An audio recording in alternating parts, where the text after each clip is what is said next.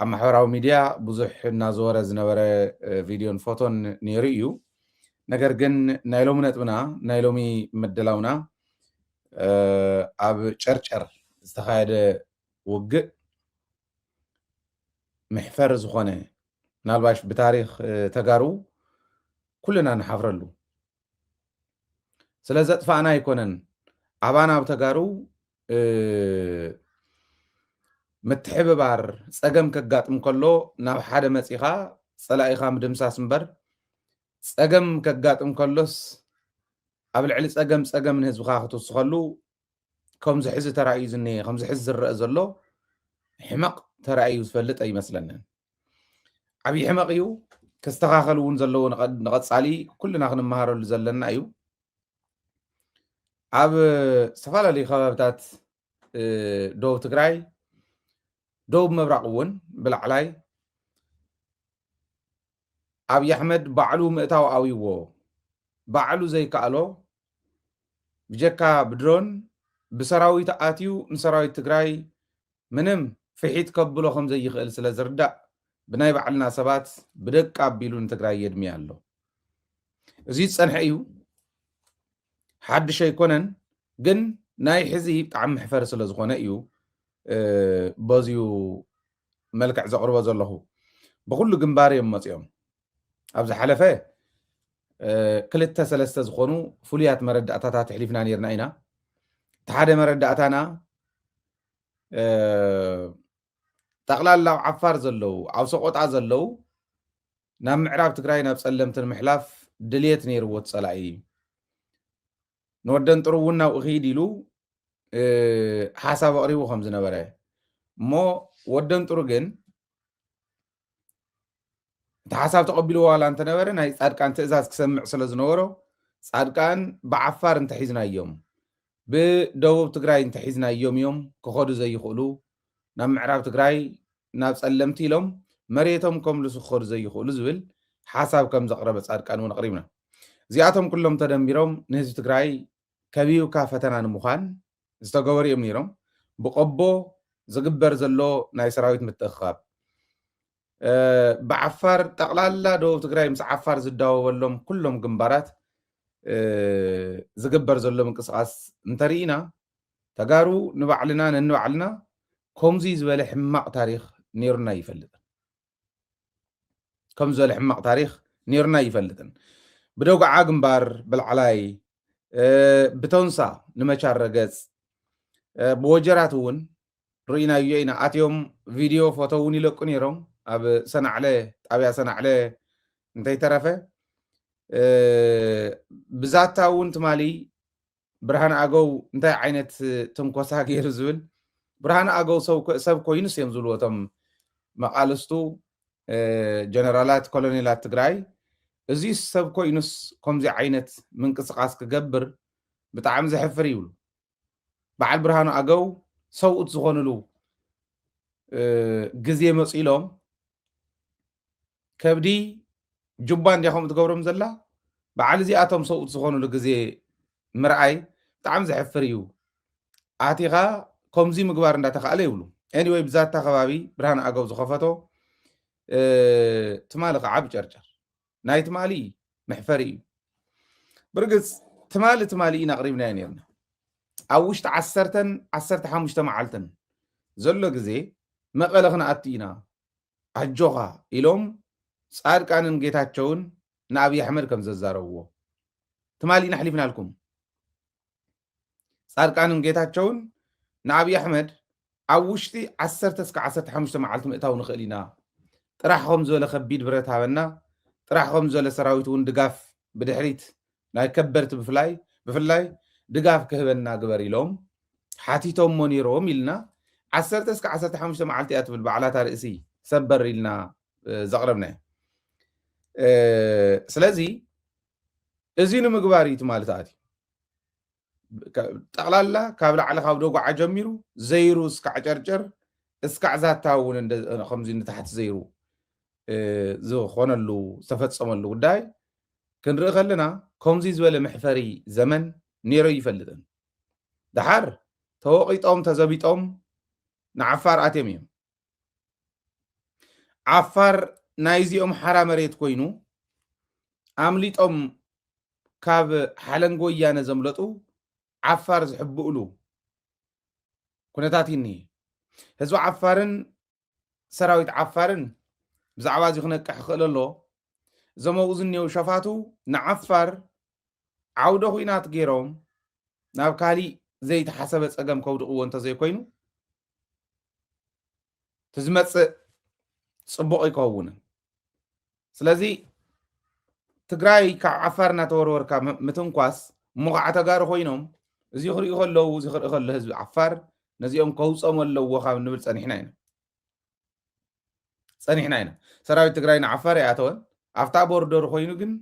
ብዝከኣሎ ልክዕ ዘዊጡ ሰዲድዎም እዩ ዘዊጡ ሰዲድዎም ጥራሕ ኣይኮነን እዚኣቶም ሕዚ እዞም ሕዚ ትሪእዎም ዘለኹም ኣብ ስክሪን ምሩኻት እዮም ክንሪኦም ኢና ሓደ ብሓደ ምክንያቱ ትዝብልዎ እዚ የቃሊስና ኢሎም ናይ ብሓቂ ድዮም ሰባት ድዮም እዚኦም ኣብ ርእሶም እዚ ናይ ሰብ ሕልና ድዩ ዘሎ ዘብል እዩ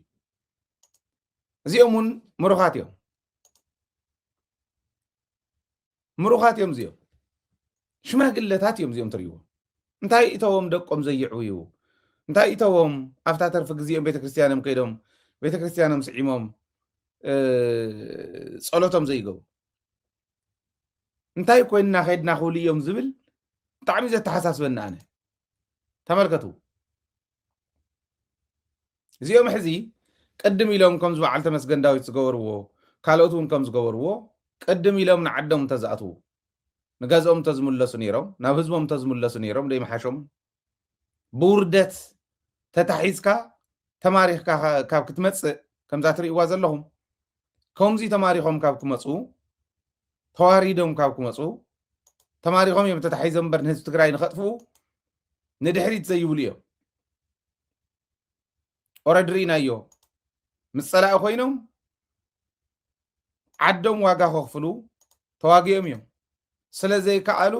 እዮም ኢዶም ሂቦም በዓል እዚኦም እንታይ ኮይንኩም ኢኹም ተተባሂሎም እንታይ ክብሉ ዝብል ብጣዕሚ ዘተሓሳስበና ከም ሰብ ዘቕርብዎ ሪዝን ኣሎ መስሓቅ ዝኾነ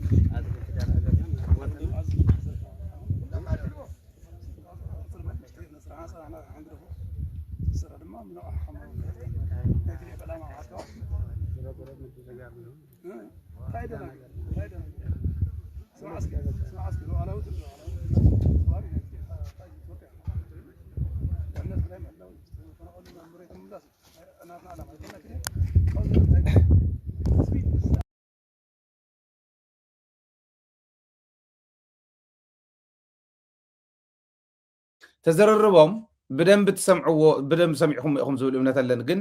ተንሓሳብ መልዓለን ወሰንቲ ካብ ቲዲኤፍ ተፈልየ ይፈልጥን ከምታ ምስፋነ ዝገበርና እያ ከምዚኣ ዝበለት ትገብር እንድሕር ኮንካ ኢሎም እዮም ዕሾም ነታሊሎምን እዩ ዝብል ተታለለ ሰብ የለን ኣይተሓስቡ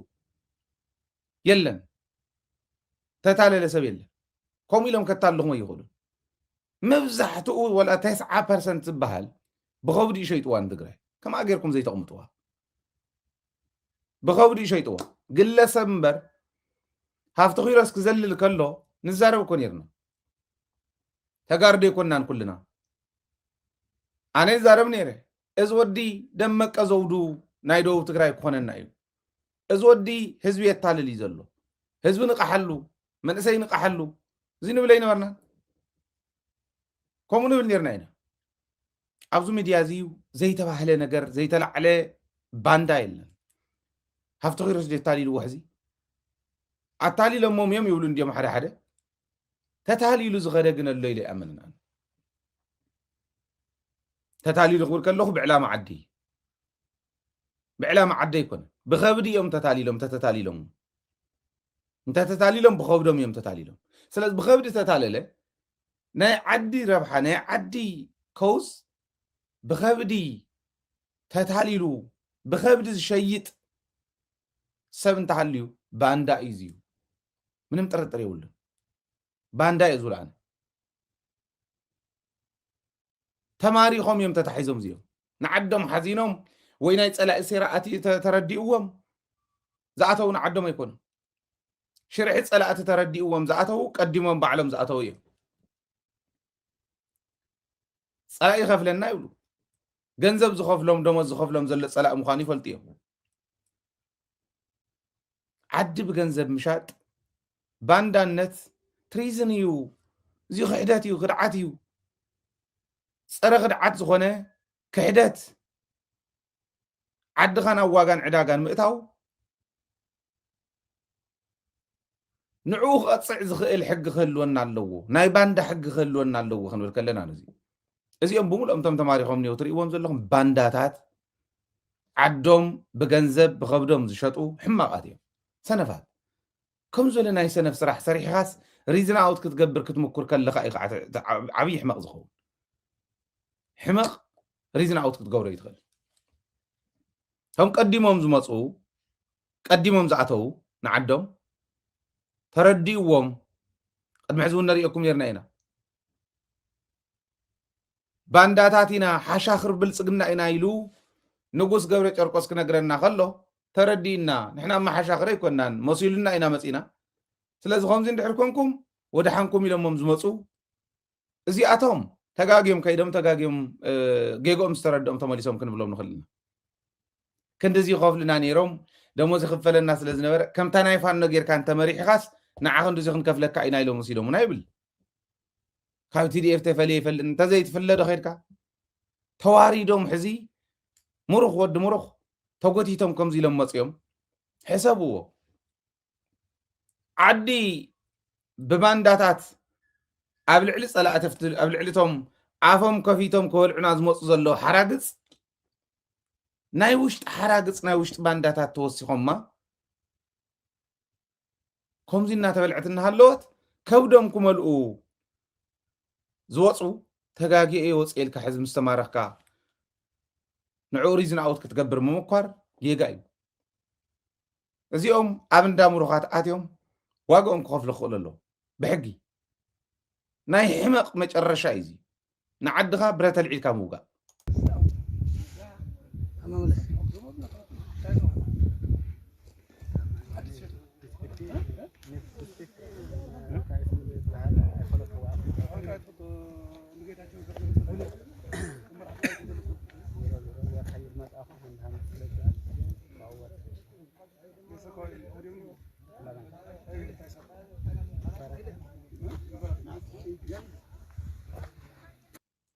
ዝሮ ዝሮ ተደናጊሩ እንዲ ነይሩ ገለመለ ይብል ዘደናግሪ ነገር የብሉ ናይ ቲዲኤፍ ዕላማ ናይ ትግራይ ዕላማ ተፈናቀልቱ ምምላስ ግዝኣታዊ ሓድነቱ ምርግጋፅ እዚኦም እዮም ተሓታትነት ምርግጋፅ መሰል ዓርሰ ውሳነ ህዝቢ ትግራይ ምርግጋፅ ካብዚ ወፃ ዕላማ ኣለዎ ዲ ቲዲኤፍ ካብዚ ወፃ ዕላማ ኣለዎ ዲ ህዝቢ ትግራይ ደገን ውሽጥን ኮይና ዘይንስና መሲልና ንቃለስ እዚኦም ምርግጋፅ እዩ ካሊእ ተኣምር የብሉ ነዚኣስ እንታይ ዓይነት ኣልጫ ከውፃላ ይደልዩ ማንም ምሩኽ ማንም ባንዳ ከምኡ ዝብል ምሩኻት እዮም እዚኦም እንታይ ገደሾም ሕዚ ናብ ከም ዝበለ ውድቀት ትወድቕ እንታይ ክትኮን ከለኻ ኢኻ ንዓድኻስ ክንዲ ዝተፃላእኻ ተፃላእ ምስ ግለሰባት ዋላ ምስ ፓርቲ ዋላ ምስ መንግስቲ ንዓድኻ ብረተ ልዒልካ ምውጋእ ማለት መስዋዕትነት ተኸፊሉ እዩ ስኢሉ ቀሊል ኣይነበረ ብልፅግናን ባንዳታትን ሓቢሮም እዮም መፅኦም ብኩለን ግንባር ኢለኩም እየ ካብ ሰናዕለ ጀሚሩ زيرو نابزاتا كمو الزورة إن يرتقنبار قليلي نبره تناي قبو ني أبي أحمد كن ملسي ناس واحد نقوز بلز نبره معاز كم زملس نغير ناي كملسو من صاف كوينوم تسوي منعو خحلفو وزو خد زلو خع بانداتات ناي بعلنا زيات إلا صره باندا زخون حقي بمسرحي صره باندا زخون حق خلونا خلل نباندا محرت بزي ول منقد زقصع حق خلونا خلل سمعوا شايله فتح على خميره بحر شالت حمارك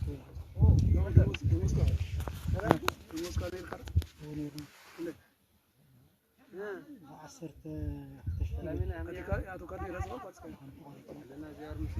حوس مترطرون دينا ريسات نحط يقولون ذا وتكون سمع بنايه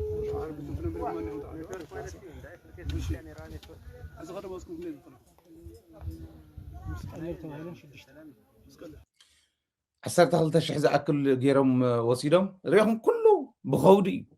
بخودي تجزي خم غيرهم وسيدهم دحرنا شدش توري دمو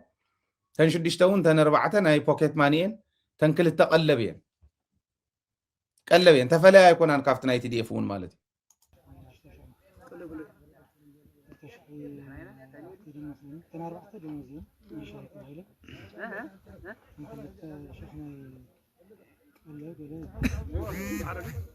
تن ربعة دموزين تن كل التشح قلبي بهالاي 4 شح بوكيت ماني تدي فون دو هاويا نتدي في نصي وزمطنا يكون انزب زلو كنسر حلينا كلنا كندز خالنا يسرحنا تي اف استرحو سراويت تግራይ ኮይኑ ዝነብረሉ كنسرحنا قليل كاي مسلكم كم زي قبل كلهو ሓደ ሰብ ናይ ፌስቡክ ፔጅ ንምዕባይ ባይዘወይ ሕግ እንተ ዘይገርና ለቲ ፌስቡክ እውን ካሊ ጣጣ እንዲ ናይ ፌስቡክ ይሁን ናይ ካሊ ማሕበራዊ ሚዲያ ፔጃት ጣጣዮም ፌስቡክ ንምዕባይ ተዛሃብናዮ መረዳእታት ተዛሃብናዮ መግለጺ ትዝንህወት እንተና ቆሪጾም ነታናቶም ትመስል ነታ ሓሳቦም ትመስል ይልጥፉም ወንዓን ክዕዊ ላይ ይኸዱ እምበር ተፈቶ ተጸልአ ናይ ቲዲኤፍ ደሞዝ በቱ ዘለዎ ቅጽል ኢልኩም ይትሕሰቡ ጀጋኑ ክመጽዋ እዮም ዝዓዲ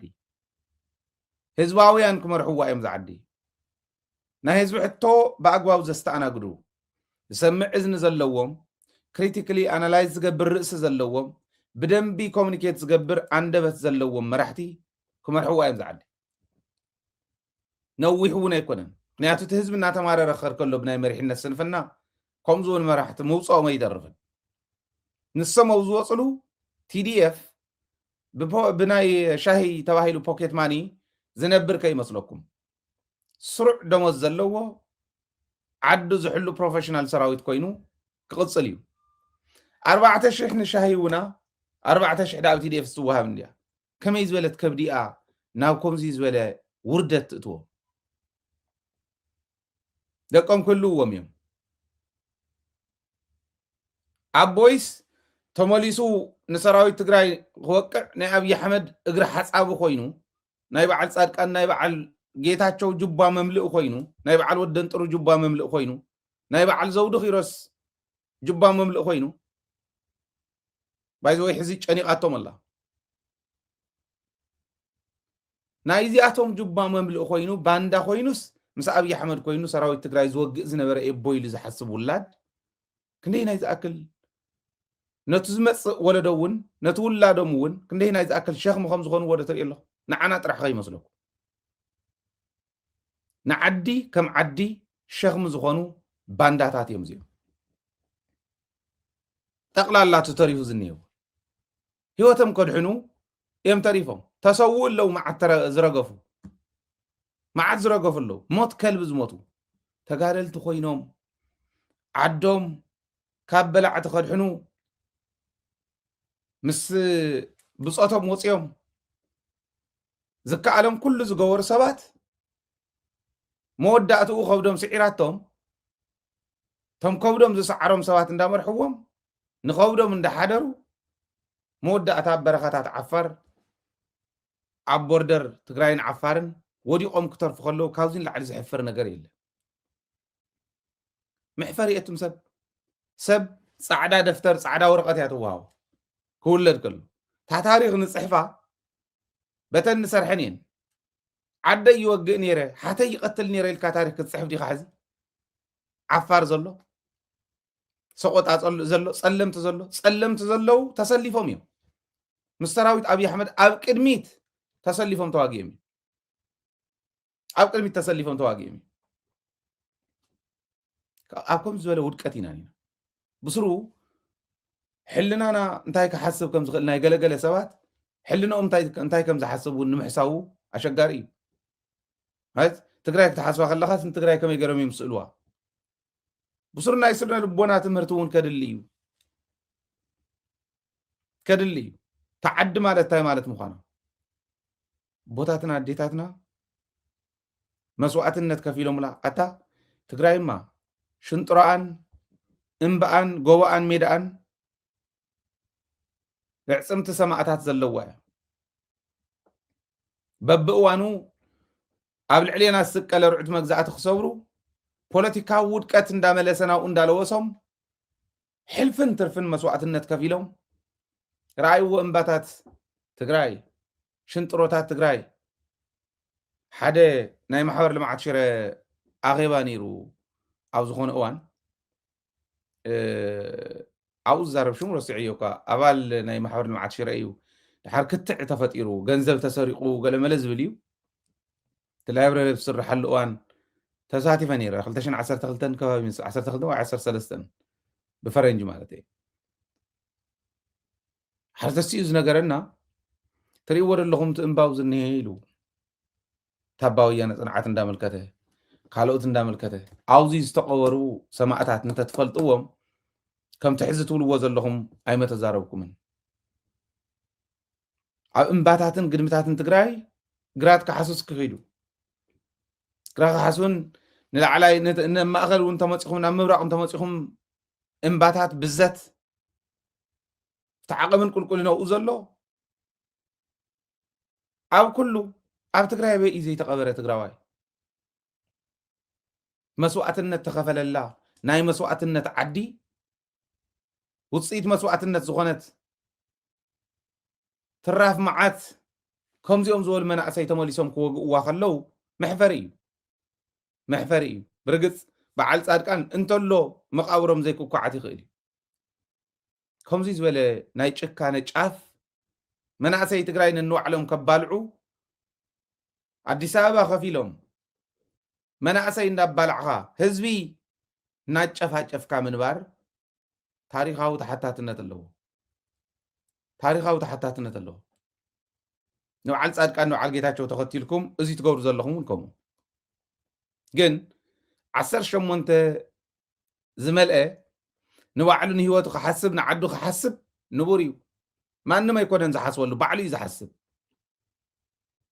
ኣብ ከምዚ ዝበለት ዓዲ ናይ መስዋዕትነት ውፅኢት ሳላ መስዋዕትነት ወለድና ዝረኸብናዮ መንነት ዘትረፍናዮ ዘጽናሕናዮ መንነት ሕዚ ክንድምስሶ ክንከዲና ኢሉ ክኸይድ 18 ተመሊኡ ባዕሉን ተወሲኑ ናይ ባዕሉ ጥፋኣት እውን እዩ እዚኣቶም ከክንዲ ሰላዕ ዝኾኑ ሰባት ንዋጋእኩም ነርና ማሪኽኩምና ኢሎም ገቲሮም ደሞዝ ክንዲዚ ነረን ኢሎም ክዛረቡ ከለው እንታይ ወሲድዎም ክትሓስቦ እውን እኮ እዩ ስሩ ኣፋፍነት ዘይብሉ እንታይ ወሲድዎም እንታይ ወሰዶም በረኻ እንታይ ዋግኦም ምስሓቶም ምስ ሓርገፅ ኮንካስ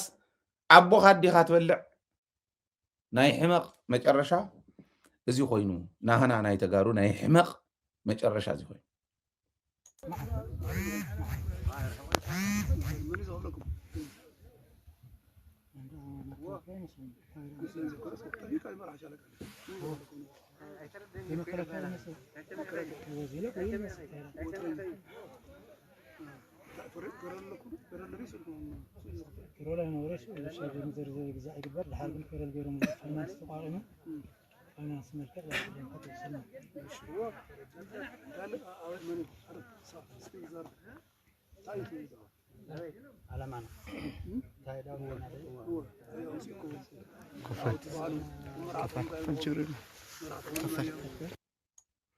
ተመልከቱ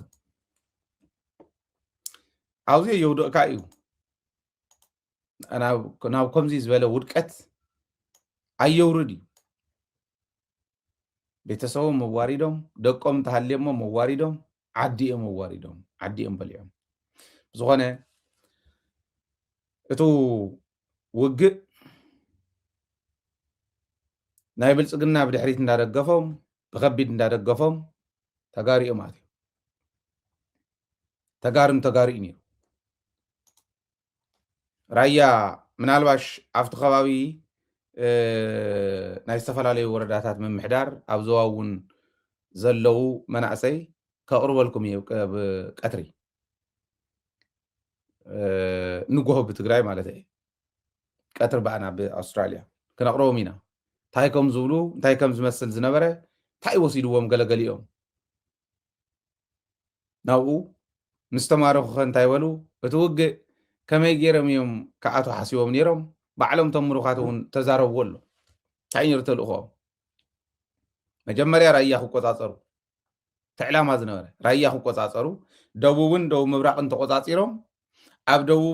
ደቡብ ምብራቅን ወጢሮም ሒዞም ሰራዊት ትግራይ ንምዕራብ ከይኸድ ንፀለምቲ ከይኸድ እዩ ነይሩ ባዕሎም ምሩኻት ተዛረብዎ እዩ ሰራዊት ትግራይ ፀለምቲ ከየምልስ ምዕራብ ትግራይ ከየምልስ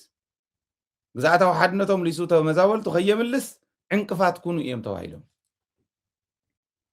እዚኣ ሓደ ቅድሚ ሕዚ ውዕል ፕሪቶርያ ስሒብኩም ውዕል ፕሪቶርያ ንክጥሕስ ግበርዎ ንቲዲኤፍ ተባሂሉ ተዋሂብዎም ዝነበረ ዕላማ በቃ ኣሳኺዕኩም ኣለኹም ስሒብኩም ፕሪቶርያ ጥሒሱ ንክመፅእ ጌርኩም ኣለኹም ቦርደር ዓፋር ንክሓልፍ ጌርኩም ኣለኹም ኢሉ በረባራ ክዛረብ ሰሚዕኩም ኢኹም ሕዚ ኣብ ራያ ተሓሚስ ፍጠሩ ኣብ ደቡብ ምብራቅ ተሓሚስ ፍጠሩ እዚአን ሓሚስኩም ኣብ ክልተ ሰሙን ማክሲመም ካብ 10 እስከ 15 መዓልቲ መቐለ ክንኣቱ ኢና ተባሂሉለ እዩ ናይ ጻድቃን ካልኩሌሽን ጻድቃን ኩሉ ግዜ ውድቀት እዩ ብፍላይ ከዓ ኣብቲ ከባቢ ንሱ ዓብይ ውድቀት ምሰመዝገበ እዩ ነጊረኩም ናይ ሪጅን 3 ሓየሎም ዝፀረጎ ደርጊ ተመሊሱ እንደገና ንክሕዝ ግራት ካሕሱ እንታይ ተረፈ ክበፅሕ ኣብኡ እንታይ ተረፈ ክበፅሕ ዝገበረ ጻድቃን እዩ ናይ ውድቀት ታሪክ እምበር ናይ ዓወት ታሪክ የብሉን ተጋሩ እናባላዕኻ ነንባዕልና እንዳናኸስካ ስልጣን ተመሊስካ ንምሓዝ እንታይ ከዮም ክገብሩ ይገርመኒ ያነ እንተዝኣቱ ኸ ስኢሎም ዞም ኩራሙሕሽ እዚኦም ሪኢኹሞም እኒኹም ከምዚኦም ዝበሉ ኩራሙሕሽ እንተዝኣቱ ነይሮም ከናብ መቐለ እንተዝኣቱ ጻድቃን ተመሊሱስ ስልጣን ክሕዝ ዲ ዝደሊ ጌታቸው ተመሊሱስ ስልጣን ክሕዘብ ትግራይ ዲ ዝደሊ ንጻድቃንን ንጌታቸውንስ ዝግዛእ ህፃን እውን ይህሉ ሕዚ ፈሊጥናዮም እኮ ካብ ጫፍ ናብ ጫፍ ናይዚኣቶም ተንኮል ናይዚኣቶም ግብረ እከ ፈሊጥናዮ መን ነዚኣቶም ተጎንቢሑ ክግዛእ ኣሎም ኢሎም ሓሲቦም እዚ ትዝገርመኒ ናይ ድንቁርኖም ጫፍ እዚ ግን ከምዚ ደርሆ ኢላቶ ዝበሃል ተዘይበልዓኽዎስ ዘይፅሕትሮ ከምዚ ዓይነት እዩ ትንዓይ ዝረኣየኒ ብዝኾነ ሕማቕ ጌርኩም ሕማቕ ታሪክ ትፅሕፉ ኣለኹም ፅባሕ ንጎ ታሪክኩም ዝሓዝ ንሪኣ ዘለና እያ ክንፅሕፋ እንተኮይንና እውን ከመ ናይ ሕድሕደኹም እከለ እንተተባሂሉ እከለ መን እዞም ባንዳ ኮይኑ ትግራይ ዝወግእ ዝነበረ ሸፊቱ ከም ዝገብር ነበረ እከለ መን እንተተባሂሉ ከምዚ ሸፊቱ ዝተማረኸ ሙሩኻት ኢኹም መን ብመን ተማረኸ ኢቱ ታሪኹ ክፍለ ዝኽእል እምበር ኣዝማድ ብርሃኑ ጁላ ኣዝማድ ባጫ ደበሊ ኢኹም ብምምራኽ ንሱ ኢኹም አንቱም ተማረኽኩም ኣይትማረኹ ካልኦት እውን ንምባል ዲኻ ከምኡ ትብሎ ዘለኻ ዝብል ደንቆሮ ይሳን እዚኣቶም ምምራኽ እውን ኣየድልን እዩ ኣየድልን ንኻሊእ እንዳማረኽካስ ነዚኦም ምምራኽ ኣየድልን እውን ዝብለ ይሳን ትግራዋይ ኮይኑ ትግራዋይ ዝበልዕን ካሊእ ኮይኑ ትግራይ ዝበልዕን ነንወይኖም እዮም ንዓይ ነንወይኖም እዮም ሓድኻ ኣዲኻ ተድሚ ኣቦኻ ተድሚ ደቅኻ ተድሚ ደቆም ዝኣኽሉ እዮም ኮቶም ህፃውንቲ ትግራይ ሕዚ ዝብእ ዝበልዖም ዘሎ ደቂ እዚኦም ኣይኣኽሉን ولد زيهم كويم توم حصاصنا بكالين بطميتن بخالين مكرهم زولع زلو ولدنا يزيهم يوم ولد كلنا يوم زي كلنا زقبر زلو ازينا خنا حاسب زلنا نحنا نبيني تبصحن تግራይ يبلي نبيني توصحو نبينا تبصح تግራይ يبلا معراب تግራይ نملس كنبل كلنا نبعت بوتاتنا نبعت ديتاتنا نحبس እዩ ተመልከት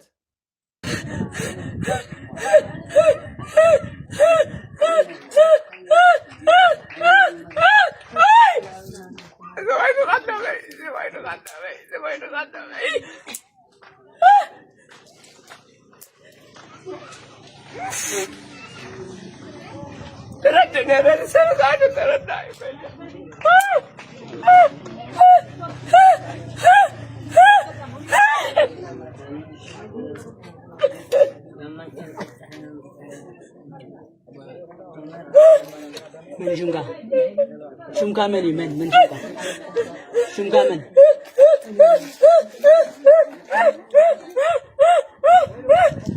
شمكا مني يا بقرسس من شمكا شمكا من ايش ذكري وزرهم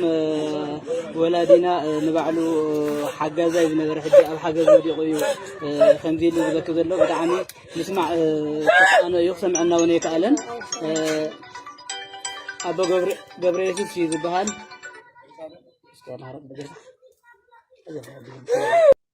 كاوزين لعل خساقيكم يدلم كردأنا من انتان تاي يقبر له زيهم زبل كردأنا من انتان زي تردهم تقارون سلازلو نبعت يزرعهم نخالي زرد زنبر ولادي ناب تردأنا تكلو وقت كله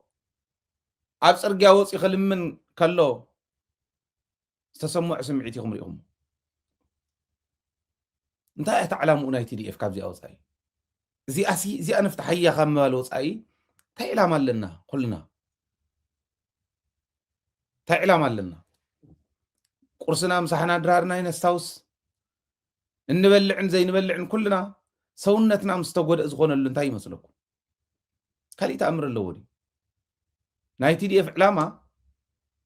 ناتينا هايلن نايز تكال زيون نايمل هزب تقراين علامة سنينا اللي تساقم تريق وزلهم تمال زرود ازنور ولدي ناب تردع ان التساقيرهم لمن تخوينهم أبصر جاودي قوم عدد عصون عدد خالي إحمام كوينهم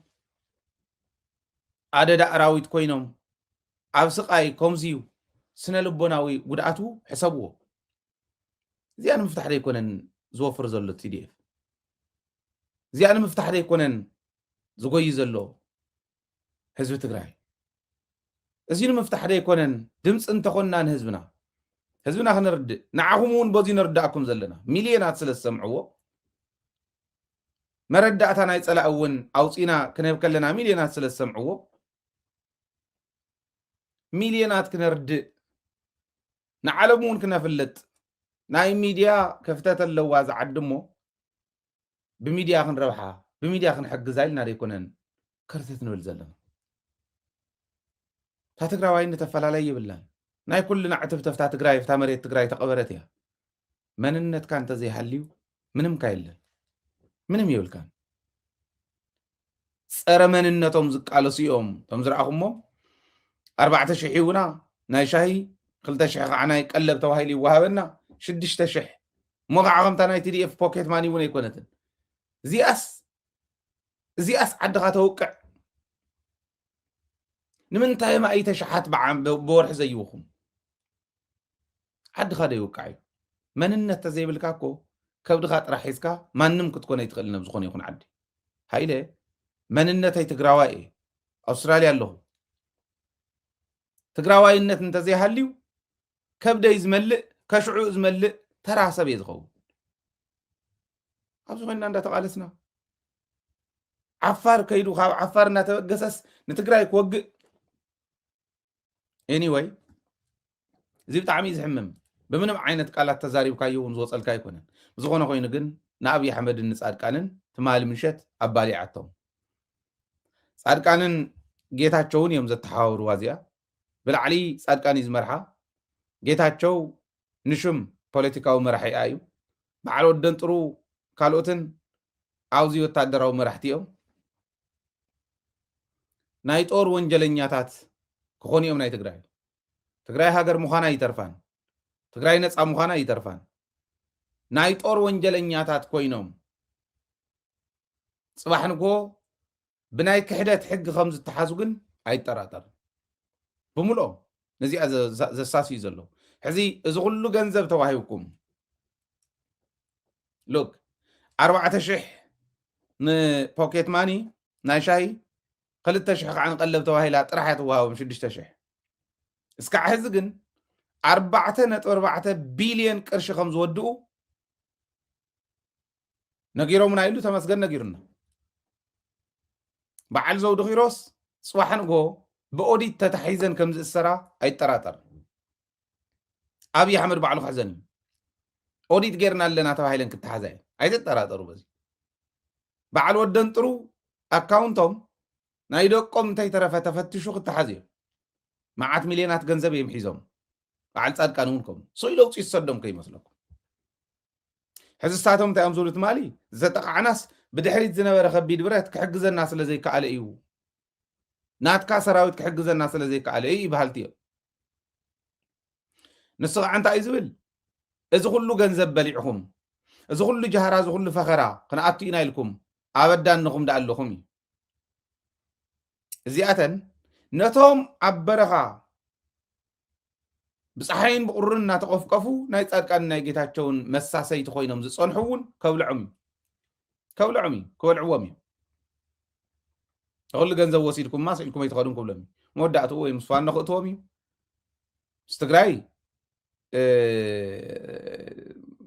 ፉል ፍሌጅ ዝኾነ ጦርነት ክኸፍት እዩ ዝብል እምነት የብለይን ኣብ ምዕራብ ትግራይ ምናልባሽ ፋሕጠርጠር ክብል ይኾን ሰራዊትን ህዝብን ትግራይ ሰራዊትን ህዝብን መንግስትን ትግራይ ለምዘበን ሻድሻይ ክረምቲ ከም ዘይንኸርም ወሲኖም እዮም እዚ ንድሕሪት ንኸይምለስ ኩልና ተጋሩ ዘዝከኣለና ሚድያ እውን ዝከኣሎ ካሊእ እውን ዝከኣሎ ክገብር በዚ ኣጋጣሚ ኣነ እውን ፃውዒተይ ካቕርብ እሞ ትግራይ ክትተሓዝ ከላ እዚኣቶም መወዳእትኡ ሙሉእ ብሙሉእ ናብ ፋኖ ወይ ናብ ኦላ ክእትዎም ከምዚ እንዳበልካ ሂወትካ ን6,000 ብወርሒ ሸጥካ ካብ ምንባር ንላዕሊ ካሊእ ፈይት የብሎም እዚኣቶም ሕማቃት ናይ ሕመቕ ምልክት እዮም ጻድቃን ከድሕኖም ከሎ ጌታቸው ከድሕኖም ከሎ ሽዑ ክንርኢ ኢና ብዝኾነ እዚዩ ናይ ተጋሩ ሕማቕ ጸሊም ታሪክ ኢልና ክነቕምጦ ንኽእል ኢና እዚ ግዜ እዚ ተጋሩ ባንዳታት ነይሮም እዮም ብረት ኣልዒሎም ንትግራይ ምስ ጸላኢ ኮይኖም ሓደ ክልተ ባንዳ ሰለልቲ ኮይኖም ዘገልግሉ እንተዘይኮይኑ ብረት ኣልዒሎም ተወዲቦም ዓዶም ዘድመዩ ኣይነበሩን ምናልባሽ ኣነ ውዕለታ ክኸፍል እየ ኣብ ሰቆጣ ዘለኹም ኣብ ጸለምቲ ዘለኹም ኣብ ዓፋር ዘለኹም ኣዲስ ኣበባ እውን ዘለኹም ዝርዝር ናይ ሽም ዝርዝር ናይ ዞም ባንዳታት እዚኦም ተሰዲድኩም ላይ ውዕለታ ክኸፍል እየ ምንም ጥርጥር የብሉ ሽም ዝርዝር ስረዱለይ ክልጠፉ ኣለዎም እዚኦም ሽም ዝርዝር ተሰዲድኩም ላይ ውዕለታ ክኸፍል እየ ደንኣሰ ካብቲ ኣብይ ኣሕመድ ዝኸፍለኩም ዘሎ 6,000 ንላዕሊ ክኸፍለኩም እዩ መረዳእታ እየ ዝገዝእ ዘለኹ ካሊእ ተኣምር የብሉ መረዳእታ እየ ዝገዝእ ዘለኹ ዓፋር ዘሎ ክንደይ መነመን ይበሃሉ ኦኬ ዝርዝሮም ትውልዶም ኦኬ ከመይ ኢሎም ወፂኦም መዓዝ ወፂኦም ገለ ዝብል ዝኸኣልኩም ሞ ዘርዚርኩም ተሰዲድኩም ላይ ዓፋር ዘለው እዚኣ ዝሰደደለይ ውዕለታ ከፍል እየ ሰቆጣ ዘለው እውን እንተሰዲድኩም ላይ ውዕለታ ከፋል እየ